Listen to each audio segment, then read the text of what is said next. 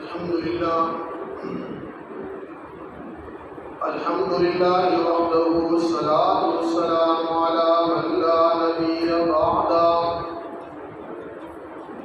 وعلى آله وأصحابه الذين أوفوا عهدا الذين هم مفاتيح الرحمة ومصابيح الغرر وأشهد أن لا إله إلا الله وحده لا شريك له وأشهد أن محمدا عبده ورسوله أما بعد فأعوذ بالله من الشيطان الرجيم بسم الله الرحمن الرحيم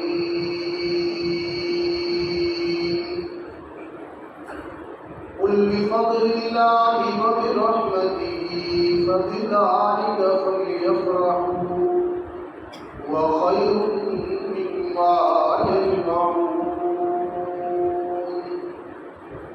وقال النبي صلى الله عليه وسلم إن الله يرفع بهذا الكتاب أقواما ويضع به آخرين صدق الله العظيم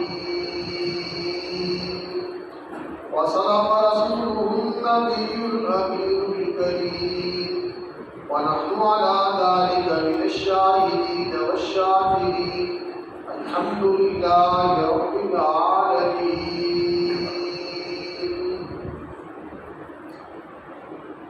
سب تعریفیں خالق کائنات مالک ارض و سما اللہ وحدہ لا شریک کے لیے، کروڑہ درود و سلام امام الانبیاء حبیب کبریاء احمد مجتبیٰ سید الانبیاء صلی اللہ علیہ وسلم پر اللہ رب العالمین کی کروڑوں رحمتوں کا نزول ہو، آقا علیہ السلام کے اصحاب پر، ازواج پر اور قیامت تک آنے والے جملہ مومنین اور مومنات پر۔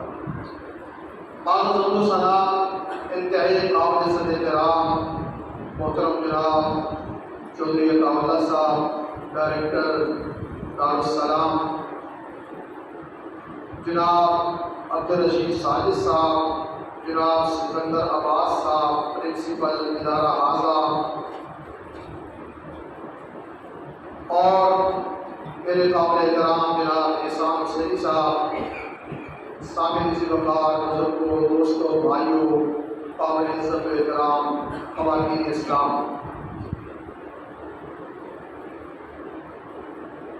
مہمان خصوصی کے ساتھ ایک زیادتی یہ ہوتی ہے کہ اسے خصوصی خطاب کے لیے بلایا جاتا ہے، لیکن اسے موقع کب دیا جاتا ہے جب لوگوں کو خوب تھکا دیا جاتا ہے۔ خصوصاً تو جب لوگ فریش ہوں اور ان کے کان بھی کچھ سننے کے لیے تیار ہو تو اس وقت خصوصی خطاب ہو جانا چاہیے، اور باقی معاملات بعد میں۔ بہرحال میں کوشش کروں گا کہ اپنی بساط پر آپ کی سستی کو، تھکاوٹ کو دور کر سکوں۔ میری خوش قسمتی ہے، میرے لیے یہ سعادت ہے اس بابرکت پروگرام کے اندر شریک ہو سکا، ورنہ مئی کے اس گرم موسم میں اسلام آباد کے ٹھنڈے موسم کو چھوڑ کر آنا یہ بڑا مشکل فیصلہ ہے، لیکن محترم چودھری عطا اللہ صاحب کی محبت، خلوص اور اخلاص اور جس پیار سے یہ یاد کرتے ہیں، اور ایک جملہ انہوں نے ایسا بولا جس کی وجہ سے میرے لیے انکار ممکن نہ رہا۔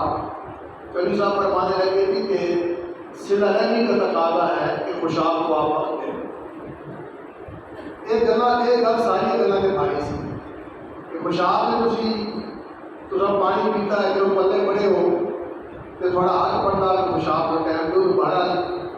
اللہ تعالیٰ کی توفیق اور نصرت سے چودھری صاحب کی اس خلوص دعوت کے نتیجے میں یہاں آپ کے سامنے میں موجود ہوں۔ ہمارے پاس جو وقت ہے اس وقت کے اندر میں دو تین موضوعات ہیں قرآن ہی سے متعلق۔ عظمت قرآن ہے اور قرآن کا جو پیغام ہے اور جس موضوع کی طرف مجھ سے پہلے جناب احسان بھائی نے اشارہ کیا ہے، میں چاہوں گا کہ وقت میرا ساتھ دے تو میں انشاءاللہ ان تمام موضوعات کو ضرور ڈسکس کروں گا۔ میرے دوستوں اور بھائیوں، آج کی تقریب تو دراصل اس تقریب کے دولے تو ہمارے سامنے بیٹھے اور حقیقت بات یہ ہے کہ جس قدر اس پر خوشی کا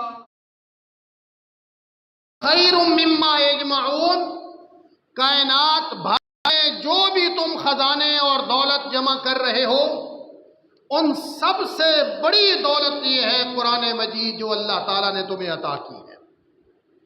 میں ان بچوں کو، ان بچوں کے اساتذہ کرام کو، ان کے والدین کو دل کی اتھاہ گہرائیوں سے مبارکباد پیش کرتے ہوئے یہ بات عرض کروں گا، مولانا عبدالرزاق صاحب آپ خود عالم دین ہیں، میں نے خود حفظ کیا ہے اور میں نے اپنی زندگی میں یہ بارہا دیکھا ہے کہ ہمارے اساتذہ کرام کے پاس بڑی بڑی گاڑیوں والے اور مالدار لوگ آتے تھے جو ہر قسم کی مالی استطاعت رکھتے تھے اور گڑ گڑا کر کہتے تھے، عاجزانہ انداز اپنا کر کہتے تھے کہ قاری صاحب میرے اس بیٹے کو حافظ قرآن بنا دے۔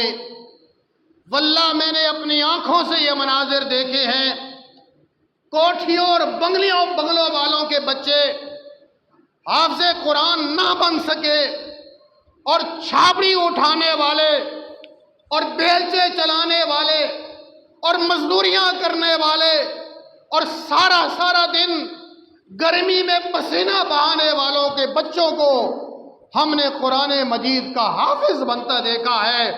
ذالک فضل اللہ یؤتیہ من یشاء، ای سعادت بزور بازو نیست ممکن۔ میں کہتا ہوں آپ جتنا اس پر فخر کریں، جتنا اس پر شکر کریں، ساری زندگی سجدہ شکر میں پڑے رہیں۔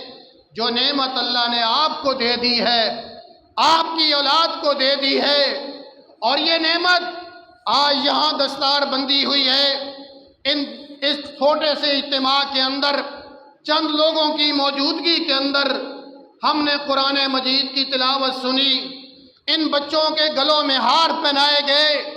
سوچئے تو صحیح اس دن کیا منظر ہوگا اور کیا عزت افزائی ہوگی جب آدم سے لے کر آخری ابن آدم تک میدان حشر میں کھڑا ہوگا اور اللہ حافظ قرآن سے کہے گا اقرا ورتقی ورتل کما ترتل فی الدنیا فإن منزلک عند آخر آیا۔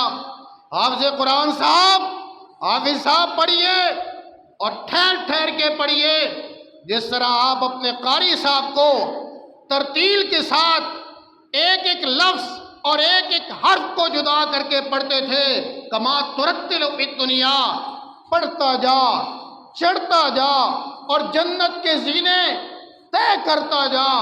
جہاں تیرا قرآن مکمل ہوگا وہاں جنت میں تیرا محل تیار، ملائکہ تیرے انتظار میں کھڑے ہوں گے۔ میرے دوستوں اور میرے بھائیوں، بچہ قربانی دیتا ہے، لیکن میں سلام پیش کرتا ہوں ان والدین کو جنہوں نے اپنے جگر گوشے، اپنی آنکھوں کی ٹھنڈک اس ادارے کے حوالے کی، اور کئی سال تک ہاسٹل میں وہ کھانے نہیں ملتے، ہاسٹل میں وہ سہولیات نہیں ملتی جو ماں کے پراٹھوں میں مزہ ہوتا ہے، جو ماں کے کھانوں میں مزہ ہوتا ہے، جو گھر کی چارپائی کی نیند کا مزہ ہوتا ہے۔ ہم اس دور سے گزرے ہیں، لیکن میں سمجھتا ہوں دنیا میں کوئی پھل سائے میں تیار نہیں ہوتا جب تک دھوپ نہ پڑے، کوئی فصل تیار نہیں ہوتی جب تک کوئی بچہ مشکلات اور مصائب سے نہ گزرے، کندن بن کے وہ نہیں نکل سکتا۔ ان ماؤں کو سلام پیش کرتا ہوں۔ یقین جانیے میرا بیٹا بھی ابھی جامعہ قاسم العلوم میں پڑھ رہا ہے، ہمارا جگر کھنچتا ہے جب چلا جاتا ہے۔ میں اپنے بیٹے کو جب قاسم العلوم میں قاری صاحب کے پاس چھوڑ کر اسلام آباد کو روانہ ہونے لگا تو میری اپنی پوزیشن یہ تھی کہ بیٹا بعد میں رویا، باپ کی آنکھیں پہلے نم ہو گئی۔ یہ بڑی قربانی کا ماجرا ہوتا ہے۔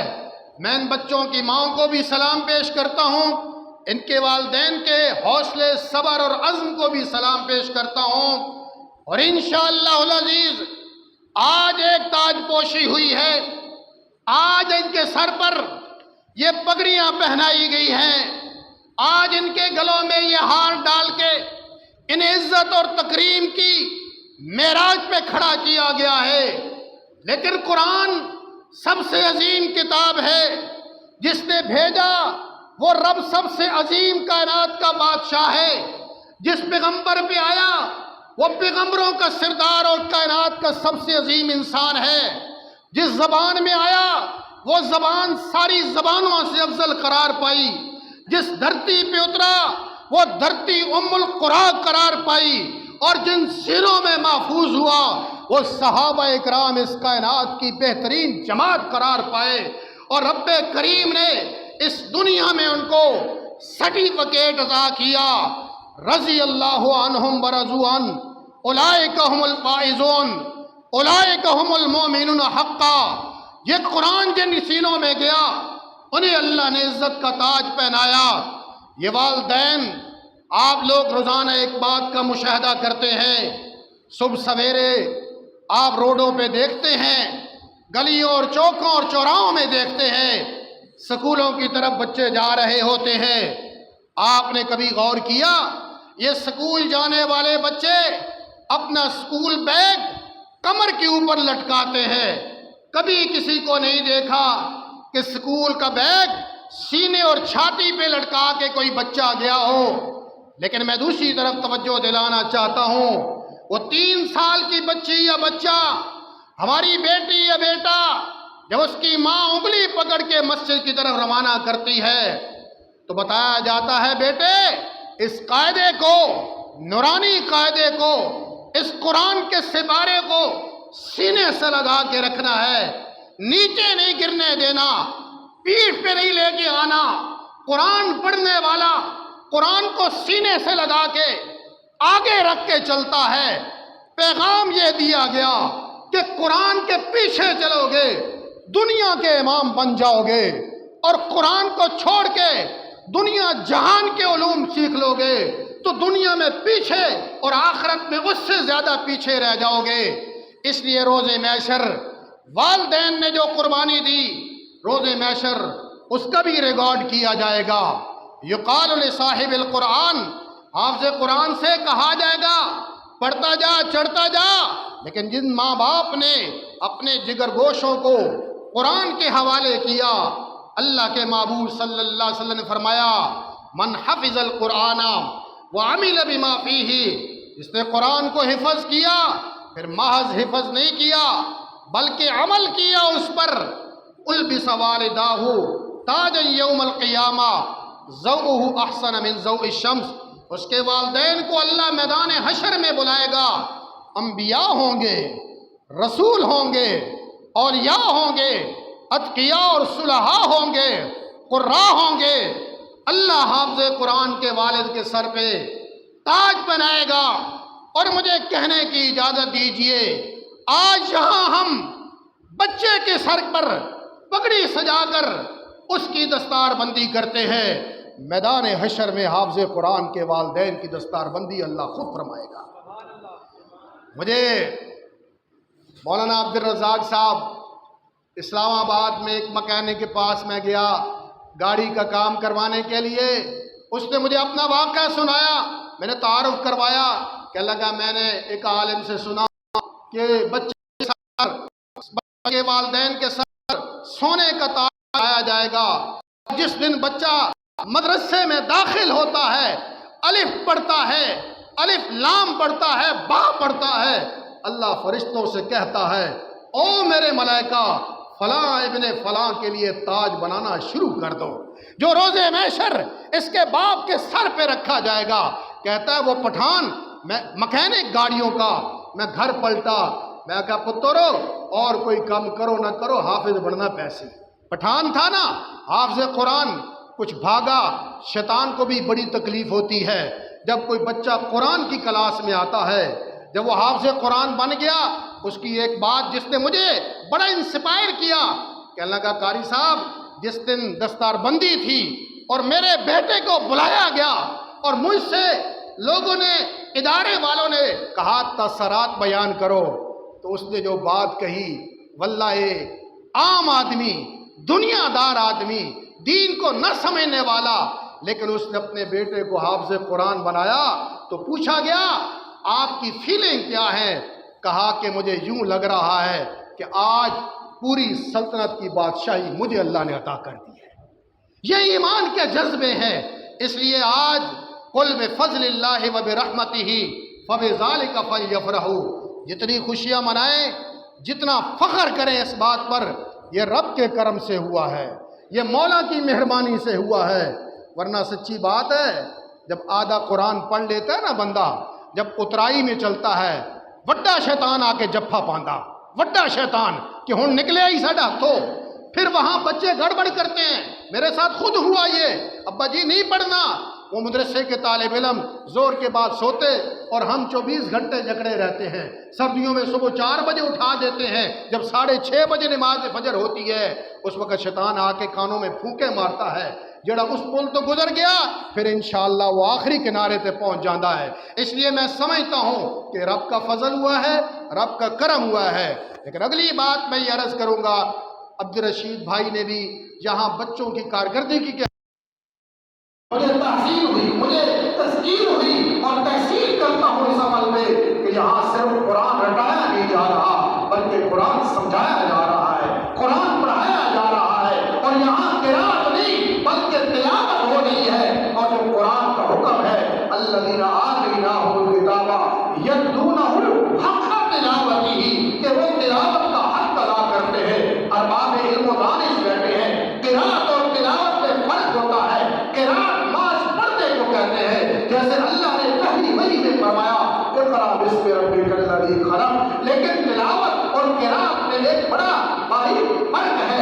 تلاوت کہتے ہیں پڑھنا بھی، عمل بھی کرنا، جیسے قرآن مجید نے فرمایا والشمس وضحاها والقمر اذا تلاها، قسم ہے سورج کی اور جب وہ اپنی روشنیاں بکھیرتا ہے، اور قسم ہے چاند کی اذا تلاها، جب وہ سورج کے پیچھے پیچھے چلتا ہے۔ تو قرآن کی تلاوت یہ ہے کہ محض رٹنے نہ لگایا جائے بلکہ قرآن کو پڑھا جائے، پھر اسے زندگی کا حصہ بنایا جائے۔ یہی تو وجہ ہے کہ ایک صحابی 10 سال میں آل عمران سورت پڑھتا ہے۔ کیا آپ سے کمزور تھے؟ نہیں، کوئی خود سے تھے، وہ تو صحابہ تھے، حضور کے شاگرد تھے۔ کائنات میں اللہ کے پیغمبر سے بڑا کوئی معلم اللہ نے نہیں پیدا کیا، اور صحابہ سے بہتر کوئی شاگرد اللہ نے دنیا میں نہیں پیدا کیا۔ لیکن وہ 10 سال کیوں لگاتے تھے؟ اس لیے لگاتے تھے جب ایک آیت پڑھتے تھے، جب تک وہ عمل نہ کرتے تھے اگلی آیت نہیں پڑھتے تھے، اس لیے کئی سال ایک آیت پر، ایک سورت پہ لگ جاتے تھے۔ آج ہمارے ہاں یہ رواج بن چکا ہے ختم کرو قرآن۔ میں نے اتنے ختم کیے کہ ختم قرآن کا کلچر کہاں سے آ گیا ہے؟ صحابہ کی زندگیوں میں یہ ختم کرنے والا معاملہ نہیں تھا۔ رسول رحمت صلی اللہ علیہ وسلم نے حضرت ابو ذر سے فرمایا یا ابا ذر لئن تغدو فتعلم آیۃ من کتاب اللہ خیر لک من ان تصلی 100 رکعۃ ولئن تغدو فتعلم بابا من العلم عمل به او لم يعمل خیر لک ان تصلی 1000 رکعۃ۔ فرمایا اے ابو ذر ساری رات کو لگائے، غور و فکر کرے، اور قرآن کی آیت ایک آیت کو سیکھ لے، ترجمے کے ساتھ، مفہوم اور معنی کے ساتھ، تیرے لیے 100 رکعت نفل پڑھنے سے زیادہ ثواب ملے گا۔ پھر آقا نے بات یہاں پہ ختم نہیں کی، آگے بڑھ کے فرمایا کہ اے ابا ذر تو پوری رات لگا رہے اور ایک پاک علم کا سیکھ لے، اللہ کی کتاب کا ایک پاک سیکھ لے، ایک چیپٹر سیکھ لے، اس پر عمل کرے یا نہ کرے، 1000 رکعت نفل نماز پڑھنے سے تیرے حق میں بہتر ہے۔ ہم نے لوگوں کو بتایا اتنے نفل پڑھو گے اتنا ثواب ملے گا، اتنے نفل پڑھو گے اتنا ثواب ملے گا۔ اس امت ہم کو قرآن نہیں بتایا گیا؟ اور قرآن یہی بات کہتا ہے افلا یتدبرون القرآن ام علی قلوب اقفالها، کیا یہ قرآن پر غور و فکر کیوں نہیں کرتے؟ کیا ان کے دلوں پر تارے لگ چکے ہیں؟ ہم نے رکھا ہمارا رویہ قرآن کے ساتھ یہ ہے، ہم سمجھتے نہیں ہیں، پڑھتے ہیں۔ واللہ دنیا کی کوئی کتاب، سائنس کی کتاب سمجھ کے پڑھی جاتی ہے، انگلش کی کتاب سمجھ کے پڑھی جاتی ہے، ریاضی کی کتاب سمجھ کے پڑھی جاتی ہے۔ اس کائنات میں واحد مصروف کتاب قرآن مجید ہے، جو الف سے لے کر اور ناس تک پڑھ کے ہم ختم کر دیتے ہیں، ہمیں معلوم نہیں ہوتا اس قرآن نے کہاں حلال کی بات کی ہے، کہاں حرام کی بات کی ہے، کہاں جھوٹوں پر لعنت بھیجی ہے، کہاں شرابیوں کو سزا کی بات کی ہے، کہاں سود خوروں سے اللہ اور اس کے رسول نے اعلان جنگ کیا ہے۔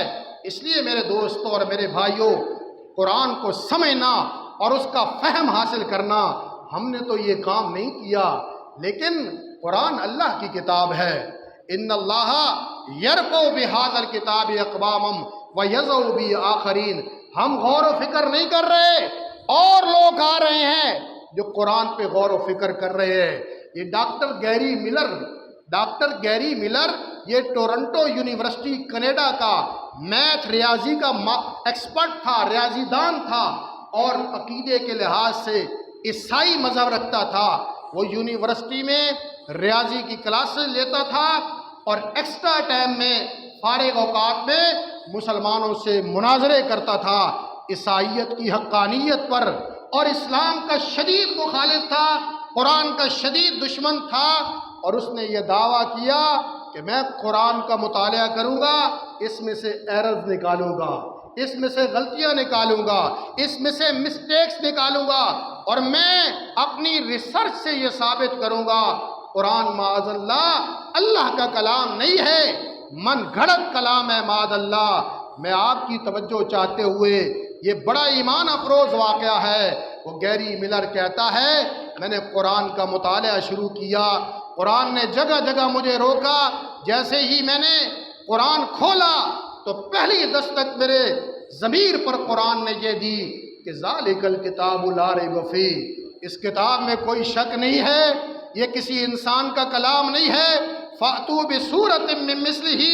قرآن چیلنج کرتا رہا، میں اپنی ضد اور عناد کی وجہ سے، تعصب کی وجہ سے ہر چیلنج کے پل کو کراس کر کے اندھا بن کے آگے چلتا رہا، لیکن جب قرآن مکمل کیا، اور قرآن مکمل کرنے کے بعد وہ کہتا ہے کہ میں یہ گواہی دینے پر مجبور ہو گیا کہ اشہد ان لا الہ الا اللہ و اشہد ان محمد الرسول اللہ، کہ اللہ کا کلام حق ہے، برحق ہے۔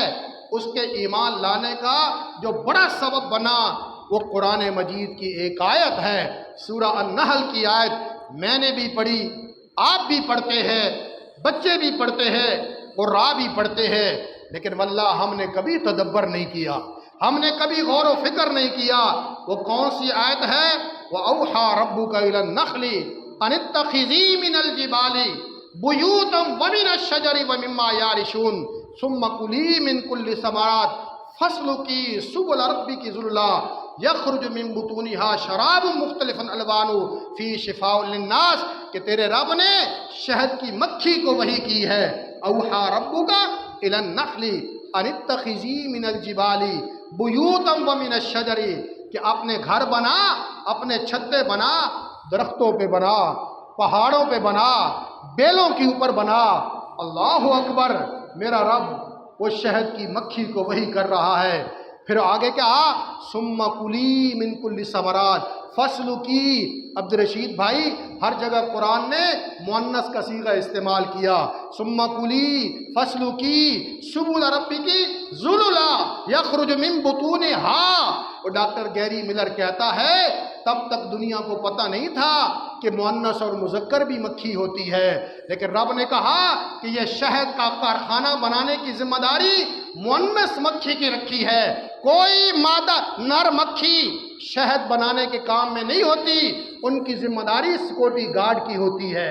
ان کے جو مرد ہیں نا، جو ان کے مرد ہیں، میل ہیں، وہ چھتے کی نگرانی کرتے ہیں، اور فیمیل وہ سارے دائیں بائیں دور دراز تک سفر کر کے پھولوں سے رس چوس کے لاتے ہیں۔ اور کس نے اس مکھی کو سمجھایا ہے کہ گندگی کے میں نہیں بیٹھتا؟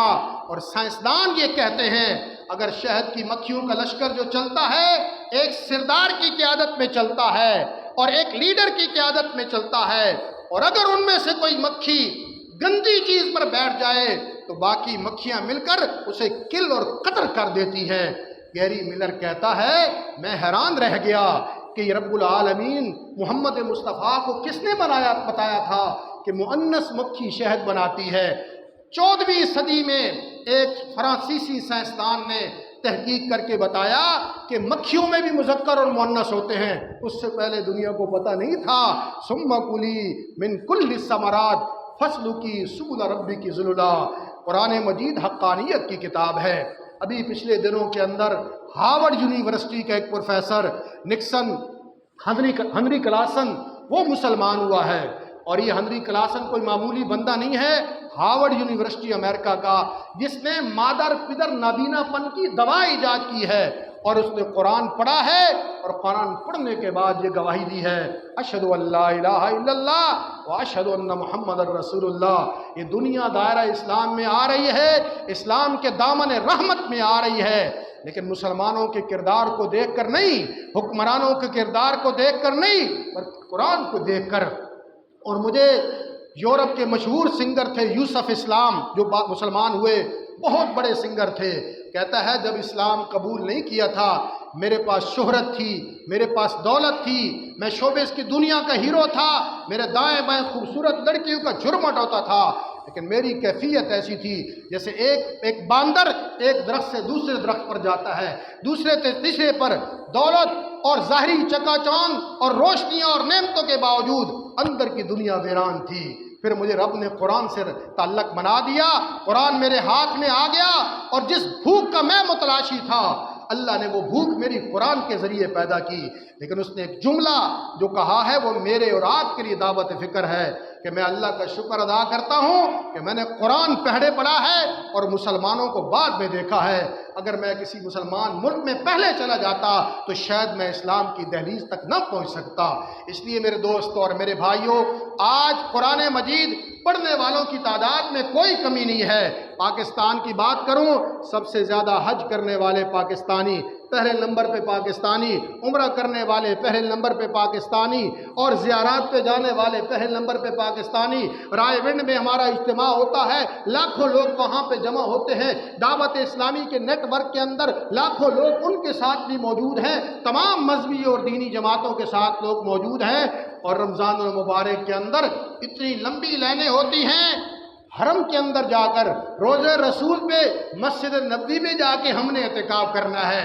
ہمارے کسی بندے نے بڑا خوبصورت جملہ کہا کہ ہمارے یہ جو دکاندار اور تاجر ہیں یہ ذخیرہ اندوزی کرتے ہیں، غریبوں کے حق مارتے ہیں، پھر گناہ بخشوانے کے لیے رمضان میں عمرہ کرنے کے لیے مدینہ پہنچ جاتے ہیں۔ یہ دین کا تصور کس نے دیا؟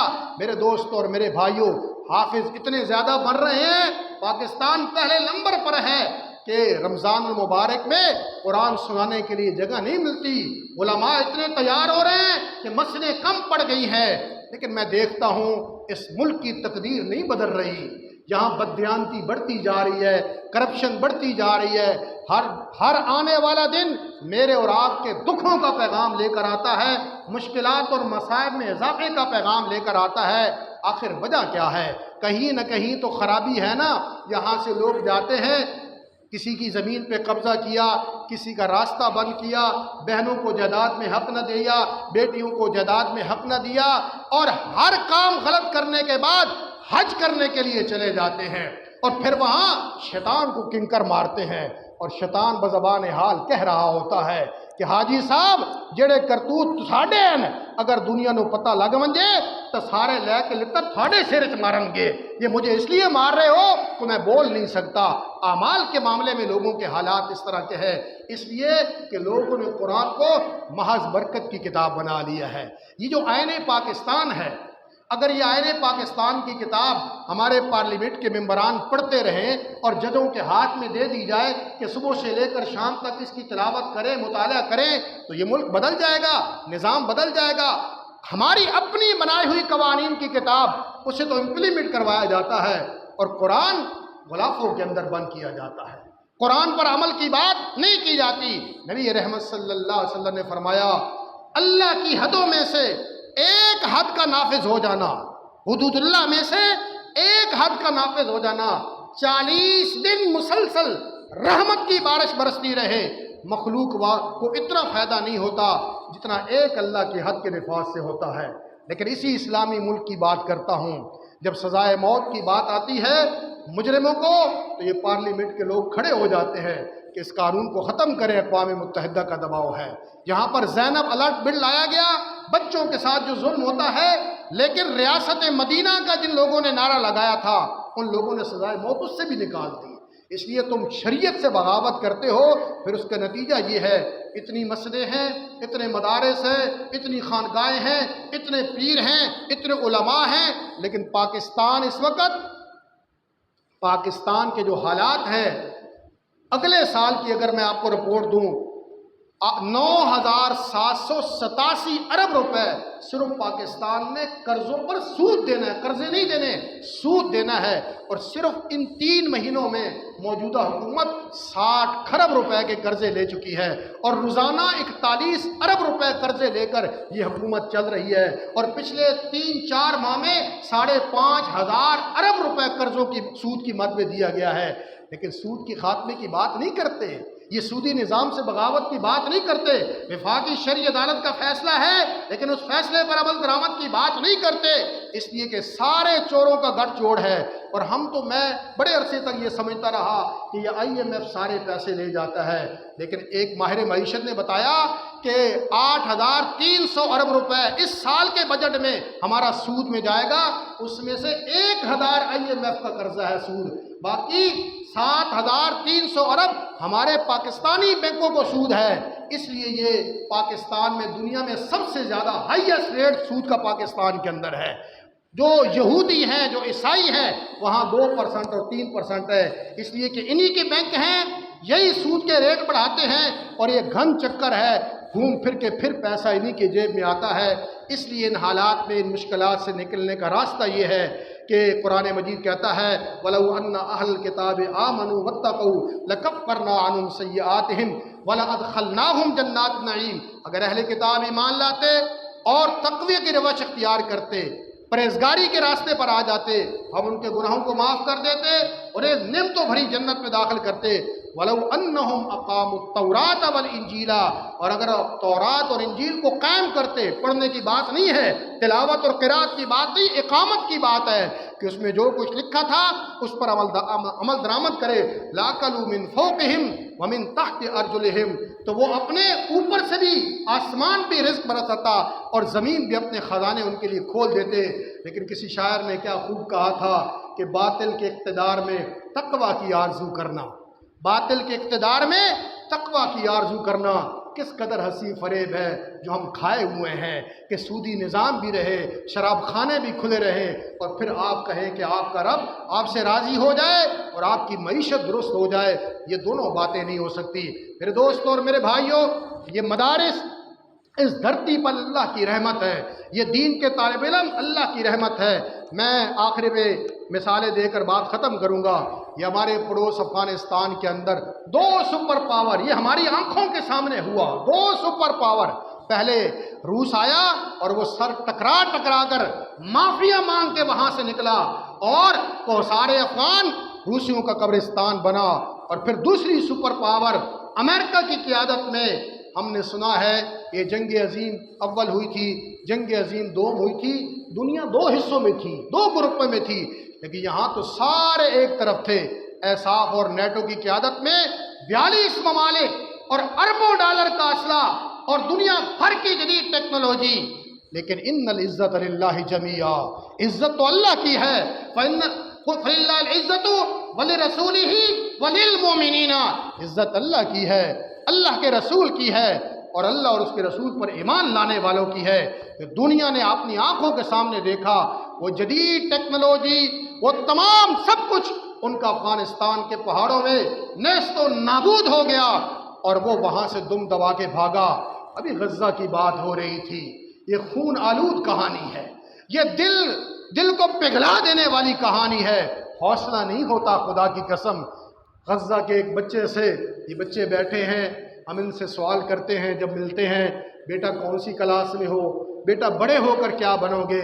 غزہ کے ایک بچے سے سوال کیا صحافی نے، بیٹا بڑے ہو کر کیا بنو گے؟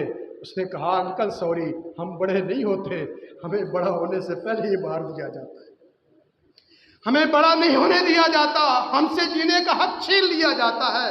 اور وہ غزہ جہاں رات کو مائیں اپنے بچوں کو سلاتی ہیں، ان کے پاؤں کے اوپر بھی نام لکھتی ہیں اور ان کے ہاتھوں پر بھی ان کا نام لکھتی ہے کہ شاید کل کوئی اسرائیل کا بم پھوٹے تو میرے بیٹے کا چہرہ نہ ملے، تو اس کا ہاتھ مل جائے اور اس کا پاؤں مل جائے۔